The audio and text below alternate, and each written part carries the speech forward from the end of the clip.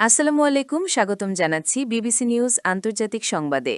শুরুতেই সংবাদ শিরোনাম, এরপর বিস্তারিত। তীব্র হামলার মধ্যেই যুদ্ধবিরতির সম্ভাবনা নাকচ করল ইরান। মধ্যপ্রাচ্যের চলমান সংঘাতে প্রাণহানি কত? যুক্তরাষ্ট্র নয়, যুদ্ধের সমাপ্তি ঠিক করবে ইরান। ইরানের ২৮১ ক্ষেপণাস্ত্র ড্রোন ভূপাতিতের দাবি বাহরাইনের। দর্শক, এতক্ষণ শুনছিলেন সংবাদ শিরোনাম। এখন বিস্তারিত।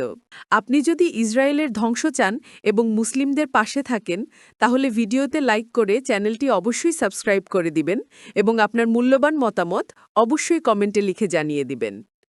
এখন বিস্তারিত। তীব্র হামলার মধ্যেই যুদ্ধবিরতির সম্ভাবনা নাকচ করল ইরান।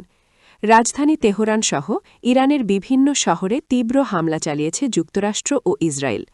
তবে এর মধ্যেই যুদ্ধবন্ধে কূটনৈতিক আলোচনার সব সম্ভাবনা নাকচ করে দীর্ঘমেয়াদী যুদ্ধের জন্য নিজেদের সম্পূর্ণ প্রস্তুতির কথা জানাল ইরান।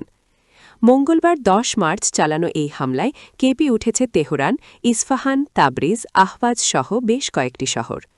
তেহরানে অবস্থানরত আল জাজিরার সাংবাদিক তৌহিদ আসাদি বলেন, গত কয়েক ঘণ্টায় আমরা রাজধানীর পূর্বাঞ্চলে বিস্ফোরণের ঘটনার কথা শুনেছি। ইস্ফাহান, তাবরিজ, আহওয়াজ সহ দেশটির বিভিন্ন শহরে হামলার খবর পেয়েছি। তবে এসব হামলায় হতাহতের সংখ্যা এখনও স্পষ্ট নয়। এদিকে যুক্তরাষ্ট্র ও ইসরায়েলের পাল্টা হামলা অব্যাহত থাকবে বলে জানিয়েছে ইরান সরকার। বলা হয়েছে, ইরান দীর্ঘস্থায়ী যুদ্ধের জন্য প্রস্তুত এবং এই পর্যায়ে যুদ্ধবিরতির কোনো সম্ভাবনা নেই। যুক্তরাষ্ট্রের সঙ্গে কূটনৈতিক আলোচনার সব সম্ভাবনা নাকচ করে দিয়েছে ইরান। ইরানের সর্বোচ্চ নেতার পররাষ্ট্রনীতি বিষয়ক উপদেষ্টা কামাল খারাজি এক কড়া বার্তায় জানিয়েছেন, ওয়াশিংটনের সঙ্গে কূটনীতির জন্য বর্তমানে আর কোনো জায়গা অবশিষ্ট নেই।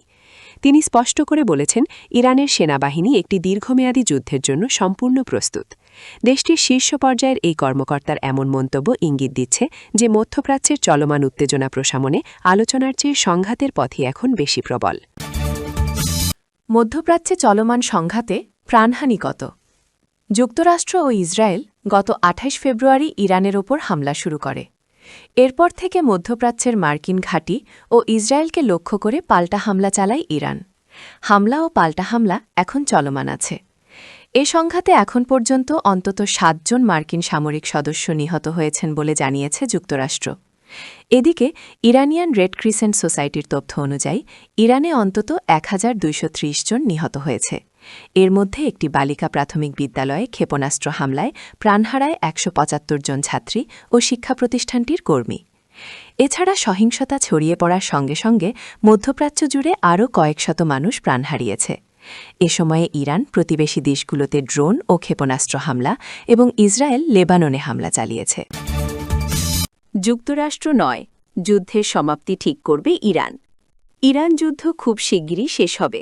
মার্কিন প্রেসিডেন্ট ডোনাল্ড ট্রাম্পের এমন মন্তব্যের প্রতিক্রিয়ায় ইরানের বিপ্লবী গার্ড কর্পস আইআরজিসি জানিয়েছে, যুক্তরাষ্ট্র নয়, যুদ্ধের সমাপ্তি নির্ধারণ করবে ইরান। রয়টার্সের খবর অনুযায়ী আইআরজিসি জানিয়েছে, যদি মার্কিন যুক্তরাষ্ট্র ও ইসরায়েলি হামলা অব্যাহত থাকে তাহলে তেহরান এই অঞ্চল থেকে ১ লিটার তেল রপ্তানি করতে দেবে না। হরমুজ প্রণালী নিয়ে ক্রমবর্ধন উত্তেজনার মধ্যে তেলের দাম ওঠানামা করেছে, যা বিশ্ব জ্বালানি বাজারের জন্য অত্যন্ত গুরুত্বপূর্ণ, কারণ বিশ্বের প্রায় ১/৫ তেল এই সংকীর্ণ জলপথ দিয়ে যায়। এদিকে ট্রাম্প যুদ্ধ দ্রুত শেষ হওয়ার আভাস দিলেও ইরানকে একটি বড় ধরনের হামলার হুমকি দিয়ে রেখেছেন। তিনি হুঁশিয়ারি দিয়ে বলেছেন, ইরান হরমুজ প্রণালীতে জাহাজ চলাচল বাধাগ্রস্ত করা অব্যাহত রাখলে আরও ভয়াবহ আক্রমণ চালানো হবে। ট্রাম্পের এমন হুঁশিয়ারির পর মঙ্গলবার সকালে এশিয়া বাজারে জ্বালানি তেলের দাম অনেকটা কমেছে। আন্তর্জাতিক বাজারে ব্রেন্ট ক্রুড অয়েল অপরিশোধিত তেল এর দাম প্রায় ৮.৫% কমে ব্যারেল প্রতি $৯২.৫০ নেমে এসেছে। একই সময়ে যুক্তরাষ্ট্রে লেনদেন হওয়া অপরিশোধিত তেলের দামও প্রায় ৯% কমে ব্যারেল প্রতি $৮৮.৬০ দাঁড়িয়েছে। ইরানের ২৮১ ক্ষেপণাস্ত্র ড্রোন ভূপাতিতের দাবি বাহরাইনের।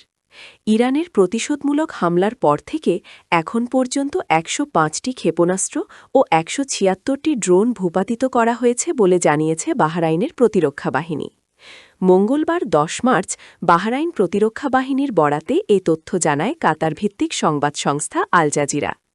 দেশটির প্রতিরক্ষা বাহিনীর জেনারেল কমান্ড এক বিবৃতিতে জানায়, যুক্তরাষ্ট্রের সামরিক ঘাঁটি ও অন্যান্য সম্পদ থাকা দেশগুলোকে লক্ষ্য করে ইরান যে প্রতিশোধমূলক হামলা চালাচ্ছে তার অংশ হিসেবেই বাহরাইন লক্ষ্যবস্তুতে পরিণত হয়েছে। তবে দেশটির আকাশ প্রতিরক্ষা ব্যবস্থা ধারাবাহিকভাবে ইরানের এসব হামলা প্রতিহত করছে। আরও বলা হয়েছে, আঞ্চলিক উত্তেজনা বৃদ্ধির মধ্যে দেশের আকাশসীমা সুরক্ষিত রাখতে সর্বোচ্চ প্রস্তুতিতে রয়েছে বাহরাইন প্রতিরক্ষা বাহিনী। বেসামরিক স্থাপনা লক্ষ্য করে ক্ষেপণাস্ত্র ও ড্রোন হামলা আন্তর্জাতিক মানবিক আইন ও জাতিসংঘ সনদের স্পষ্ট লঙ্ঘন এবং এটি আঞ্চলিক শান্তি ও নিরাপত্তার জন্য বড় হুমকি বলেও বিবৃতিতে উল্লেখ করা হয়েছে।